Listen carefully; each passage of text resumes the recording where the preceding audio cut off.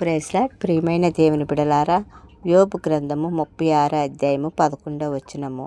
వారు ఆలకించి ఆయనను సేవించిన ఎడల తమ దినములను క్షేమముగాను తమ సంవత్సరములను సుఖముగాను వెళ్ళబుచ్చెదరు.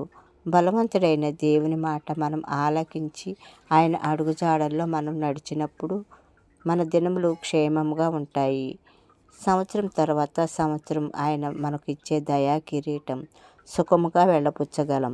ఎందుకంటే ఆ తండ్రి మన చెయ్యి పట్టి మనలను నడిపిస్తారు. హిజ్కియా మరణకరమైన వ్యాధి వచ్చినప్పుడు కన్నీటితో మొరపెట్టారు. దేవాతి దేవుడు 15 సంవత్సరాల ఆయుష్ను దయచేశారు. ఆ దేవాతి దేవుడు ఇప్పుడు కూడా మనతో ఉన్నారు. మనం మొరపెట్టినప్పుడు మనలను విడిపిస్తారు, రక్షిస్తారు.